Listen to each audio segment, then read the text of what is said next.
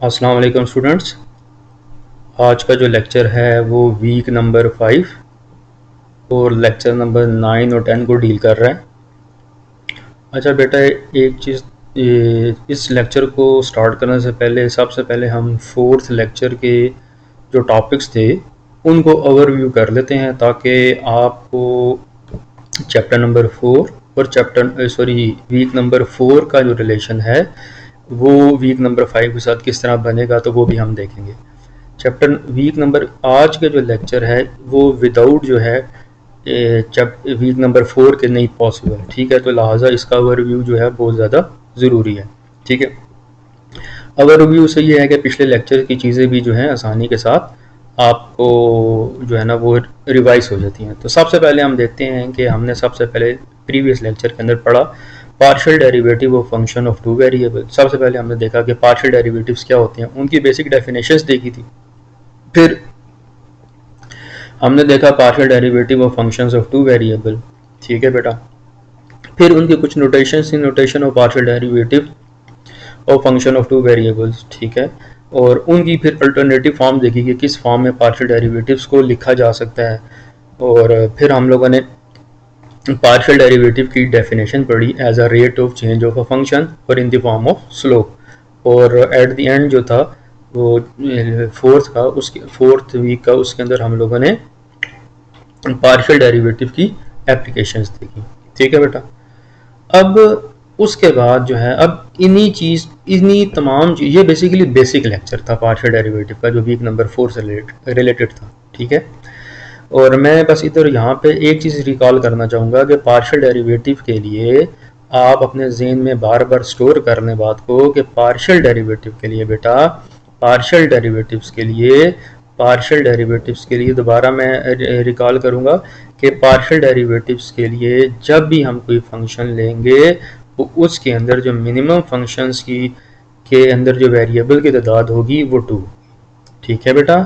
जो minimum functions में variable की तादाद होगी 2 होगी। तो लिहाजा हम लोग जो नोटेशंस पढ़ेंगे वो भी फंक्शन ऑफ 2 वेरिएबल के लिए पढ़ेंगे, ठीक है। और जो अल्टरनेटिव फॉर्म पढ़ेंगे वो भी फंक्शन ऑफ 2 वेरिएबल के लिए पढ़ेंगे।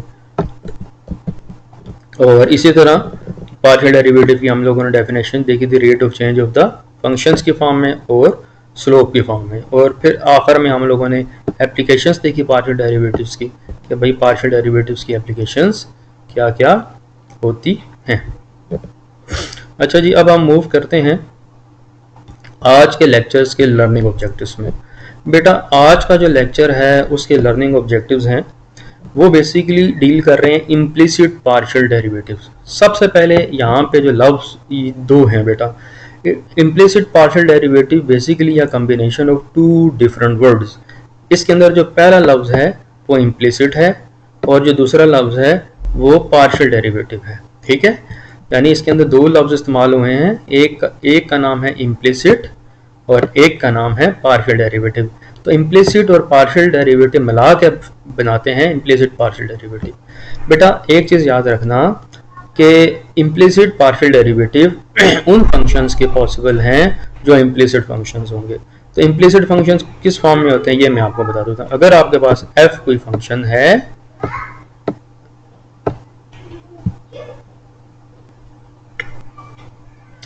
अगर f मेरे पास कोई फंक्शन है x और y की फॉर्म में, ठीक है, it is a function of 2 variable. और ये जो मैं चीज़ लिख रहा हूँ it is a journal notation of the implicit function. Implicit functions में एक चीज़ और ख्याल रखनी है कि इम्प्लिसिट फंक्शन में जो है ना y की वैल्यू निकल सकती है ना x की वैल्यू निकल सकती है। यानी y को आप x का फंक्शन नहीं बना सकते और x को y का फंक्शन नहीं बना सकते। इसमें x और y की वैल्यू को एक दूसरे से निकालना काफ़ी मुश्किल होता है, तो इसको आप कम्प्लेक्स फंक्शन भी कह सकते हैं, ठीक है। तो ये ऐसे फंक्शंस हैं जिसके अंदर आसानी के साथ वैल्यूज़ नहीं निकलती, तो उन फंक्शंस को इम्प्लिसिट फंक्शंस कहते हैं। उसके बाद हम देखेंगे higher order partial derivative of the function. Higher order partial derivative देखेंगे।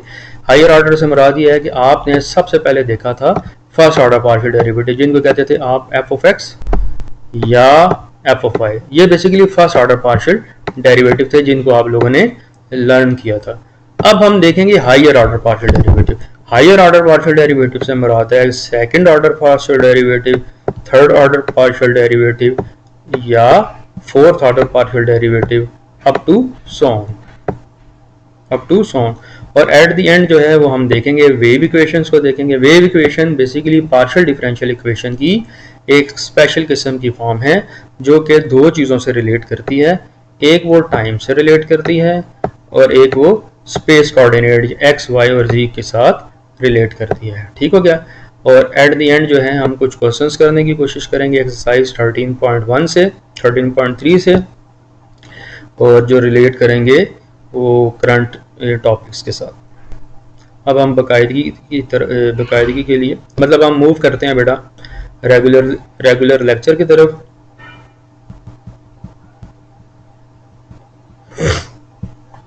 इम्प्लिसिट फंक्शन है बेटा, इम्प्लिसिट पार्शियल डेरिवेटिव जो है, इम्प्लिसिट पार्शियल डिफरेंशिएशन।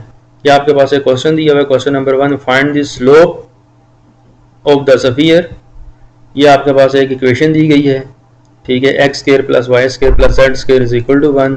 वो कहता है कि find the slope of the sphere, ठीक है, इन दी वाई डायरेक्शन। आपने इस चीज के ऊपर फोकस रखना है, इन दी वाई डायरेक्शन, ठीक है। इन दी वाई डायरेक्शन का मतलब होता है derivative with respect to y. In the y direction का मतलब होगा derivative with respect to y. ठीक हो गया बेटा। अब वो कहता है कि स्लोप फाइंड करनी है स्फीयर की। ये आपके पास एक स्फीयर है, ठीक है, जिसको आपने इक्वेशन नंबर 1 का नाम दिया है, जिसको आपने इक्वेशन नंबर 1 का नाम दिया है। आपने करना यह है कि इस इक्वेशन की, इक्वेशन नंबर 1 की स्लोप फाइंड करनी है, इक्वेशन नंबर 1 की स्लोप फाइंड करनी है, ठीक है, in the y direction at the point this and this. दो पॉइंट दिए गए हैं, एक पॉइंट ये दिया गया है और दूसरा पॉइंट ये दिया गया है। बेटा एक चीज याद रखो, एक चीज याद रखो कि जब भी स्लोप का कॉन्सेप्ट आएगा इसका मतलब ये है कि आपने फर्स्ट ऑर्डर डेरिवेटिव निकालना है, ठीक है। तो इसका मतलब ये है कि आप यहाँ पे डेरिवेटिव निकालेंगे इसका with respect to y. Slope से मुराद डेरिवेटिव होता है बेटा, ये हम लोगों ने बेसिक कैलकुलस में भी पढ़ा, ये चीज़ें हम लोगों ने एफएससी में भी पढ़ी थी और ये स्टार्ट के लेक्चर्स में भी मैंने बताई।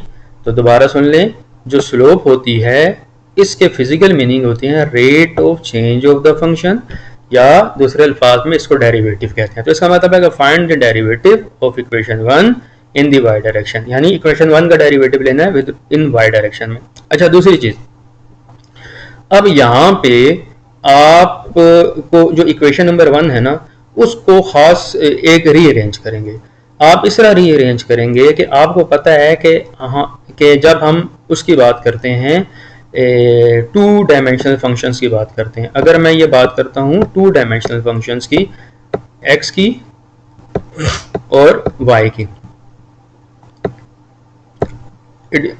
अगर मैं एक फंक्शन कंसीडर करता हूँ f is a function of x and y, f is a function of x and y, तो नॉर्मली हम इस फंक्शन को z से डिनोट करते हैं। नॉर्मली हम इस तरह के फंक्शंस को z से डिनोट करते हैं, ठीक है।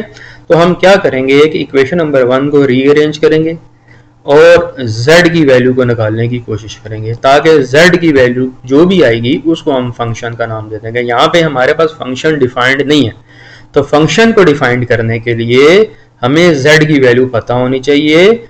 z की वैल्यू अगर हमें पता चल जाए तो हमें फंक्शन पता चल जाएगा, जिसका हम फिर आसानी के साथ स्लोप निकाल सकते हैं इन वाई डायरेक्शन। तो इसका मतलब है कि इसको सबसे पहले हमें क्या करना होगा, रीअरेंज करना होगा। तो हम इसको रीअरेंज करेंगे बेटा। तो ये सोल्यूशन की तरफ जाते हैं, रीअरेंजिंग ऑफ इक्वेशन 1। तो ये आप देख सकते हैं कि मैंने क्या किया, z को एक तरफ कर दिया और x स्क्वायर और y स्क्वायर को दूसरी तरफ ले गया, तो ये पॉजिटिव से नेगेटिव हो गया, तो ये हो गया 1 minus x square minus y square, ये आ गया, ठीक है। अब z की वैल्यू निकालने के लिए मुझे स्क्वायर रूट लेना पड़ा बोथ साइड में, स्क्वायर रूट की वजह से ये मेरे पास प्लस माइनस का निशान आया, तो ये आपके पास आ रहे हैं। अब इधर 2 z के आंसर आ रहे हैं, एक z पॉजिटिव आ रहा है और एक z नेगेटिव आ रहा है। अच्छा, और दूसरी बात आपने ख्याल रखनी है, अगर अब मैं पॉइंट्स को देखूं, अगर मैं इन पॉइंट्स की तरफ देखूं